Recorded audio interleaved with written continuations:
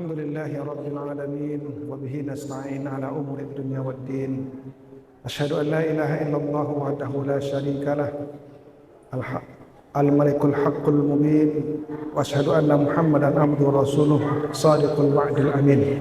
Allahumma shalli wa sallim wa barik ala sayyidina Muhammad wa ala alihi wa ashabihi wa ashabihi ajma'in. Bapak-bapak, ibu-ibu kaum muslimin, jamaah zuhur, semoga kita senantiasa dirahmati Allah Subhanahu wa taala.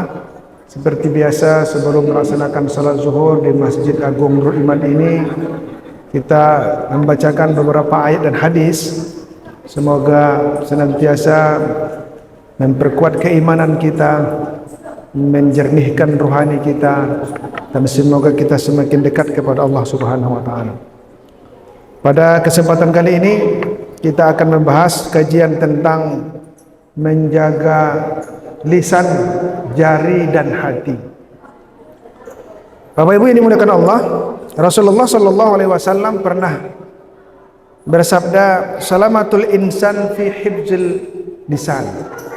Selamatnya manusia itu ketika dia mampu menjaga lisannya. Orang-orang yang mampu memelihara lisannya akan menimbulkan keselamatan bagi dirinya dan orang lain. Tetapi orang-orang yang tidak mampu memelihara lisannya dengan cara yang buruk, maka justru itu bisa menimbulkan permusuhan di antara manusia. Saudaraku yang dimuliakan Allah, lisan itu salah satu fungsinya adalah untuk berkomunikasi, menyampaikan pesan. Dan ketika lisannya itu menyampaikan sesuatu yang buruk, mulai dari menghibah, kemudian menuduh atau fitnah, sampai kemudian mengadu domba atau namimah, maka akan terjadilah permusuhan, terjadilah pertikaian antar manusia.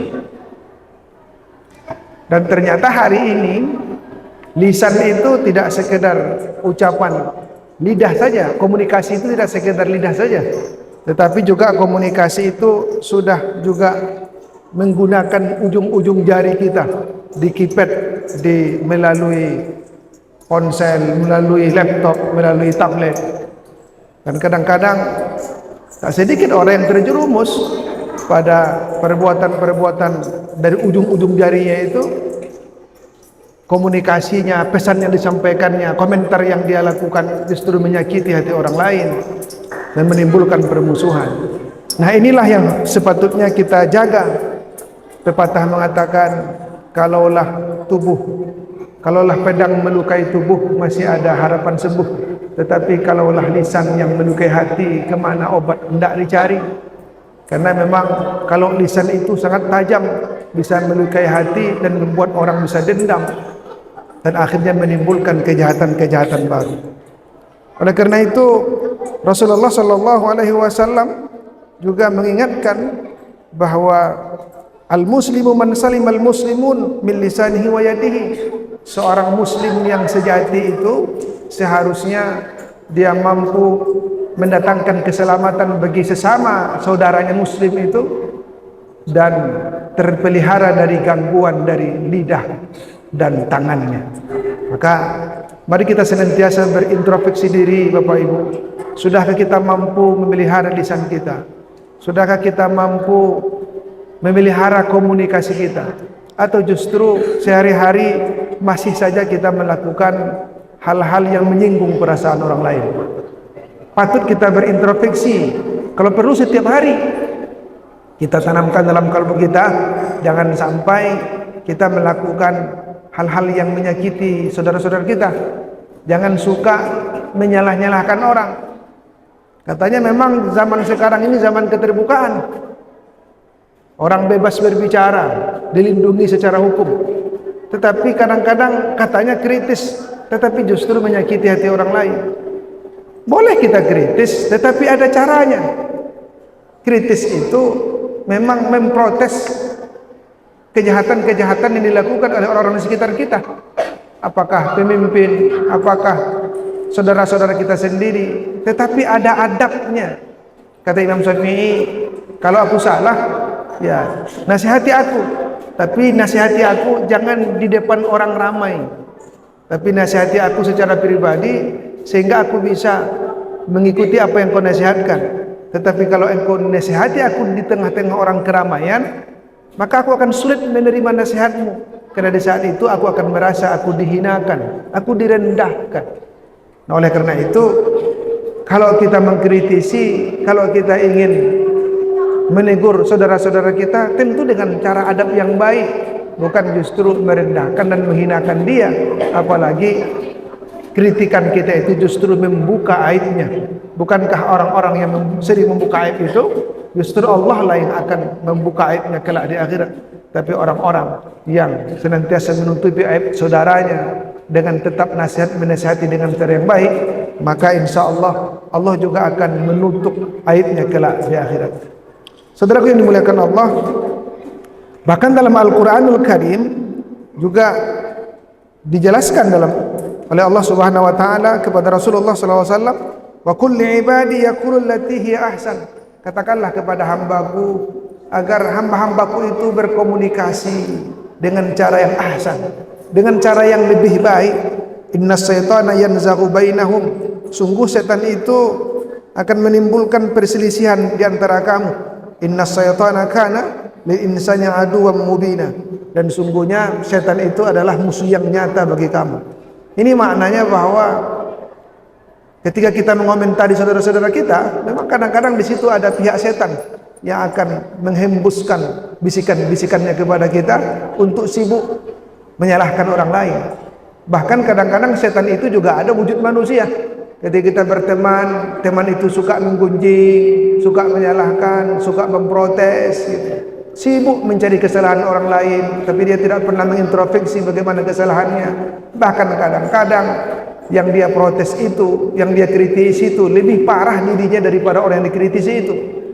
Maka Nabi Muhammad juga pernah mengatakan bahwa yang kukhawatirkan kelak terjadi di umatku ini adalah mereka itu pintar berkomentar, tetapi sungguhnya mereka adalah orang-orang munafik. Dia cerdas sekali, pintar sekali untuk mengkritisi orang, tetapi justru dirinya sendiri jauh lebih parah dari apa yang dia ucapkan itu. Ini orang-orang yang munafik. Bahkan kata Nabi juga bahwa orang-orang yang mencela sesama muslim itu termasuk orang-orang fasik. Sibabul muslim fusuq. Orang yang suka mencela saudaranya, orang yang suka mencaci maki saudara-saudara muslim, itu sudah perbuatan fasik. Dan kita tahu fasik itu adalah dosa besar.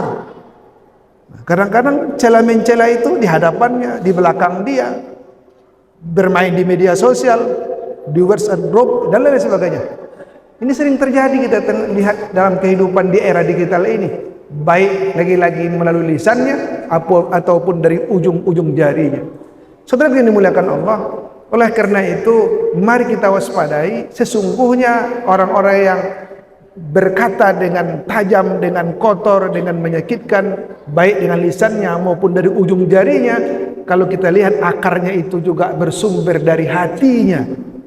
Ketika hatinya dipenuhi dengan rasa dengki, hasad, kemudian al-kibr, takabur, sombong. Karena kata Nabi, tak akan masuk surga orang yang dalam hatinya itu ada al-kibr, walaupun sebesar zarrah.